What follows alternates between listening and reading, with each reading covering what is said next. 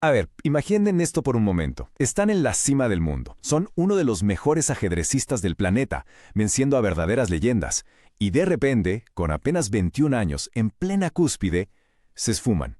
Simplemente desaparecen del juego. Bueno, pues esa es la increíble y enigmática historia que vamos a desentrañar hoy. Se trata de la historia de Carlos Torre Repetto, a quien apodaron el Cometa de Yucatán.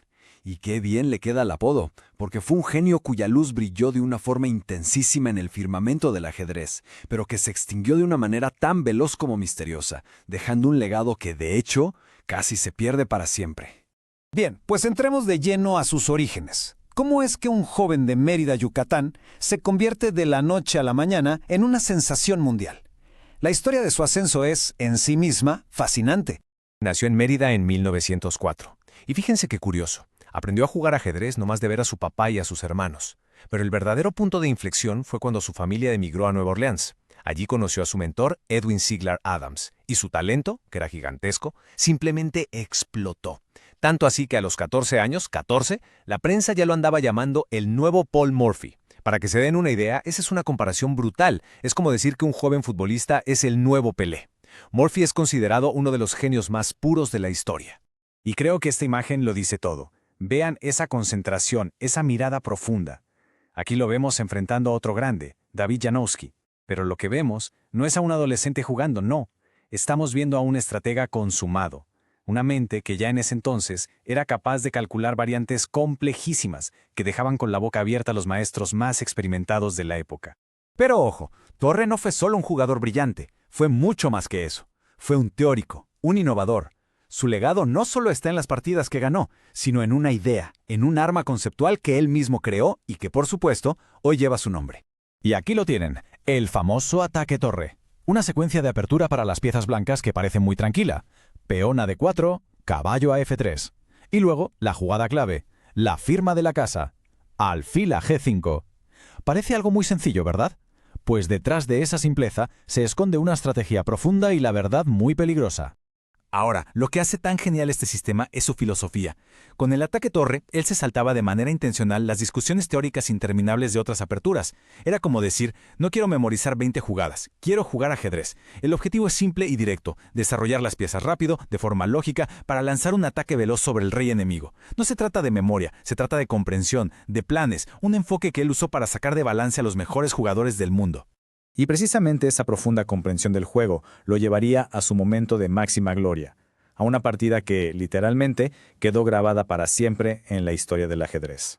El escenario no podría ser más perfecto. Moscú, 1925. Es el cumpleaños número 21 de Carlos Torre.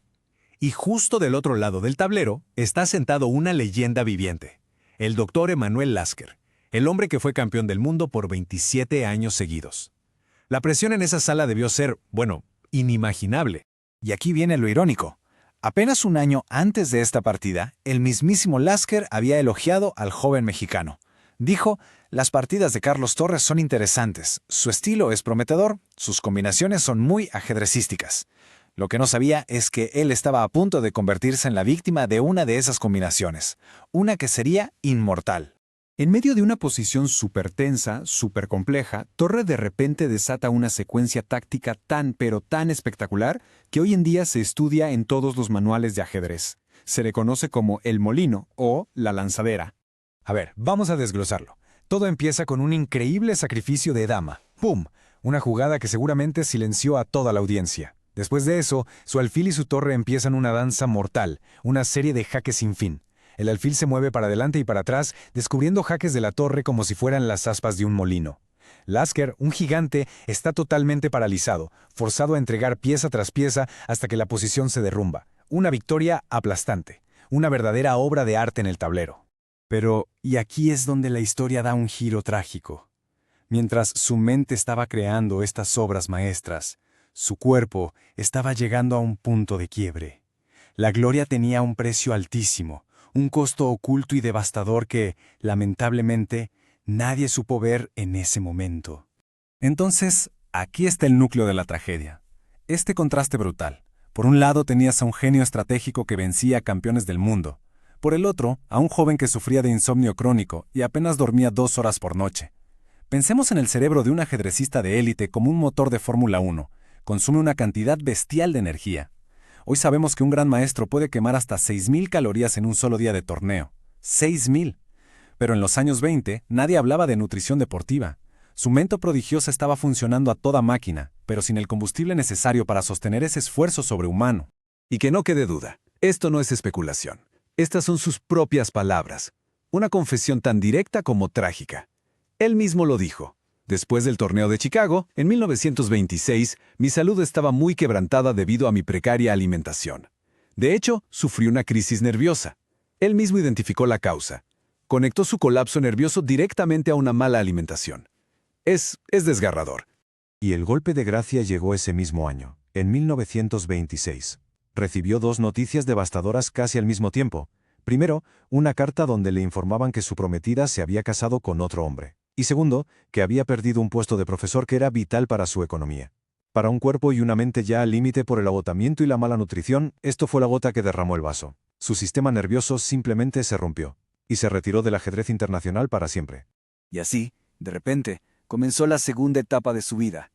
Un retiro larguísimo y silencioso, muy lejos de los torneos y los reflectores, mientras su increíble leyenda corría el riesgo de, simplemente, desvanecerse en el olvido. Volvió a su México, a su Yucatán, buscando lo que él mismo llamó alivio cognitivo. Piénsenlo, alivio cognitivo. Consiguió un trabajo en una farmacia, y esta fue una decisión totalmente consciente aunque muy dolorosa. Lo hizo, en sus propias palabras, porque ese trabajo desafiaba al cerebro menos que el ajedrez. O sea, estaba escapando de la misma intensidad mental que lo había hecho grande. Tuvo que apagar su propio superpoder para poder sobrevivir. Y por décadas, muchísimas de sus partidas y gran parte de su historia se fueron perdiendo. Parecía que el cometa se apagaría del todo, pero su legado fue rescatado. Y fue rescatado gracias a un trabajo monumental que se materializó en este libro, Torre y sus contemporáneos. 15. Este número es clave. 15 años. Ese fue el tiempo que su sobrino, Gilberto Repetto Milán, le dedicó a una misión casi imposible y que él mismo financió. Se pasó 15 años buscando en periódicos viejos, en archivos, en revistas de otros países, todo para rescatar del olvido el legado de su tío. Una verdadera hazaña de preservación histórica y, por supuesto, un acto de amor familiar. Y el reconocimiento oficial, pues, tardó una eternidad en llegar. Se retira en 1926. Tuvieron que pasar casi 40 años para que en 1963 le dieran el título de maestro internacional. Y no fue sino hasta 1977, 50 años después de su retiro y solo un año antes de su muerte, que la FIDE finalmente le otorgó el título que merecía desde hacía décadas, Gran Maestro Internacional. Falleció en 1978 en su querida Mérida. Al final, la historia de Carlos Torre nos deja con una lección tan poderosa como dura. Su carrera no se acabó por falta de talento o de genialidad. Se acabó porque el motor de ese genio, su cuerpo, fue ignorado. Su legado nos obliga a hacernos una pregunta muy seria. ¿Cuántos talentos brillantes se han apagado antes de tiempo, no por falta de capacidad, sino por olvidar que la mente más poderosa necesita, ante todo, un cuerpo sano que la sostenga?